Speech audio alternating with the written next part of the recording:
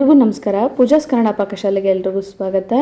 ನೋಡಿ, ನಾನು 1 ಬೌಲಷ್ಟು ಅಕ್ಕಿಯನ್ನು ಯೂಸ್ ಮಾಡಿಕೊಂಡು, ರೇಷನ್ ಅಕ್ಕಿಯನ್ನು ಯೂಸ್ ಮಾಡಿಕೊಂಡು ಮನೆಯಲ್ಲೇ ಯಾವ ರೀತಿಯಾಗಿ ಮಂಡಕ್ಕಿಯನ್ನು ಮಾಡೋದು ಅಂತ ಹೇಳಿ ಇವತ್ತಿನ ವಿಡಿಯೋದಲ್ಲಿ ತಿಳಿಸ್ಕೊಡ್ತೀನಿ. ಅದಕ್ಕಿಂತ ಮುಂಚೆ ಯಾರೆಲ್ಲ ಚಾನಲ್ ಸಬ್ಸ್ಕ್ರೈಬ್ ಮಾಡಿಲ್ಲ ದಯವಿಟ್ಟು ಸಬ್ಸ್ಕ್ರೈಬ್ ಮಾಡ್ಕೊಂಡು ನೋಡಿ. ಇಷ್ಟೊಂದು ಪಫಿಯಾಗಿ ಕ್ರಿಸ್ಪಿಯಾದಂಥ ಮಂಡಕ್ಕಿಯನ್ನು ನೀವು ಅಂಗಡಿಯಿಂದ ತರೋ ಅವಶ್ಯಕತೆ ಇಲ್ಲ. ಇದನ್ನು ಮನೆಯಲ್ಲೇ ಮಾಡ್ಕೋಬೋದು. ಬನ್ನಿ ತಿಳಿಸ್ಕೊಡ್ತೀನಿ. ನಾನು ಇಲ್ಲಿ 1 ಬೌಲ್ ಆಗುವಷ್ಟು ರೇಷನ್ ಅಕ್ಕಿಯನ್ನು ತೊಗೊಂಡಿದ್ದೀನಿ. ನೀವು ರೇಷನ್ ಅಕ್ಕಿನೇ ತೊಗೋಬೇಕು. ದೋಸೆಗೆಲ್ಲ ಯೂಸ್ ಮಾಡ್ತೀವಲ್ಲ ಅದೇ ಅಕ್ಕಿಯನ್ನು ತಗೊಳ್ಬೇಕು. ಇದನ್ನು ಕ್ಲೀನ್ ಮಾಡ್ಕೊಂಡು ಇಟ್ಕೊಂಡಿದ್ದೀನಿ. ಇವಾಗ ಇದಕ್ಕೆ ನಾನು ಸ್ವಲ್ಪ ನೀರನ್ನು ಹಾಕ್ಕೊಂಡು ಮಿಕ್ಸ್ ಮಾಡ್ಕೊಳ್ತಾ ಇದ್ದೀನಿ. ಈ ರೀತಿಯಾಗಿ ಸ್ವಲ್ಪ ನೀರು ಮಿಕ್ಸ್ ಹಾಕೋದ್ರಿಂದ ಸ್ವಲ್ಪ ಡ್ರೈನೆಸ್ ಹೋಗುತ್ತೆ ಅಂತ ಅಷ್ಟೇ. ಈ ರೀತಿಯಾಗಿ ನೀವು ಮಿಕ್ಸ್ ಮಾಡ್ಕೊಳ್ಬೇಕು. ಮಂಡಕ್ಕಿಯನ್ನು ಮನೇಲೇ ಮಾಡ್ಕೊಳ್ಳೋದು ಯಾರಿಗೂ ಗೊತ್ತಿರೋದಿಲ್ಲ. ಇದು ಫ್ಯಾಕ್ಟ್ರಿಯಿಂದ ಯಾವ ರೀತಿಯಾಗಿ ಮಾಡಿರ್ತಾರೋ ಗೊತ್ತಿಲ್ಲ. ಅದನ್ನೆಲ್ಲ ತಂದು ತಿನ್ನೋದಕ್ಕಿಂತ ಮನೆಯಲ್ಲೇ ಮಾಡ್ಕೊಳ್ಬೋದು. ನೋಡಿ, ಈಗ ಕಡಾಯಿಯನ್ನು ಇಟ್ಕೊಂಡಿದ್ದೀನಿ. ಈ ರೀತಿಯಾಗಿ ಕಡಾಯಿ ಇಟ್ಕೊಂಡ್ಬಿಟ್ಟು ಅದಕ್ಕೆ ನಾನು ನಾನೇನು ವಾಟರ್ ಮಿಕ್ಸ್ ಮಾಡಿ ಹಾಕ್ಕೊಂಡಿದ್ದೆನಲ್ಲ ಆ ಅಕ್ಕಿಯನ್ನು ಇವಾಗ ಹಾಕ್ಕೊಂಡು ನಿಧಾನ ಮೀಡಿಯಮ್ ಫ್ಲೇಮ್ ಇಟ್ಕೊಂಡ್ಬಿಟ್ಟು ನೀಟಾಗಿ ಹುರ್ಕೊಳ್ಳೋಣ.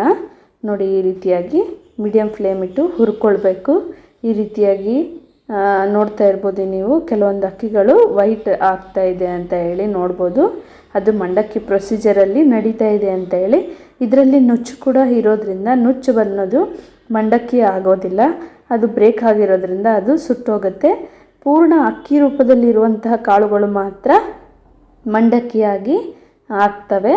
ನೋಡಿ, ಈ ರೀತಿಯಾಗಿ ಫ್ರೈ ಮಾಡ್ಕೊಂಡಿದ್ದೀನಿ. ನೋಡ್ತಾ ಇರ್ಬೋದು ನೀವು ಎಷ್ಟು ವೈಟಾಗಿ ಅರಳಿಕೊಂಡಿದೆ ಅಂತ ಹೇಳಿ. ಇದನ್ನು ಒಂದು ಪ್ಲೇಟಲ್ಲಿ ಸೈಡಿಗೆ ತಕ್ಕೊಳ್ತಾ ಇದ್ದೀನಿ. ಇವಾಗ ಅದೇ ಕಡಾಯಿಗೆ ನಾವು ಸ್ವಲ್ಪ ಸಣ್ಣ ಉಪ್ಪು ಬರುತ್ತಲ್ಲ, ಉಪ್ಪನ್ನು ಹಾಕ್ಕೊಳ್ತಾ ಇದ್ದೀನಿ. ನೋಡ್ತಾ ಇರ್ಬೋದು ಈ ರೀತಿಯಾಗಿ ಉಪ್ಪನ್ನು ನೀವು ಹಾಕ್ಕೊಳ್ಬೇಕು. ಸಣ್ಣ ಉಪ್ಪನ್ನೇ ಹಾಕ್ಕೊಳ್ಬೇಕು. ಈ ರೀತಿಯಾಗಿ ಉಪ್ಪನ್ನು ಹಾಕಿದ್ದಾದಮೇಲೆ ಉಪ್ಪನ್ನು ಫಸ್ಟಿಗೆ ಪ್ರೀ ಹೀಟ್ ಮಾಡ್ಕೊಳ್ಬೇಕು. ನೋಡಿ, ಈ ಥರ ಚಮಚದಿಂದ ಆಡಿಸ್ಕೊಂಡು ಮೊದಲಿಗೆ ಸ್ವಲ್ಪ ಉಪ್ಪನ್ನು ಹೀಟ್ ಮಾಡ್ಕೊಳ್ಬೇಕು.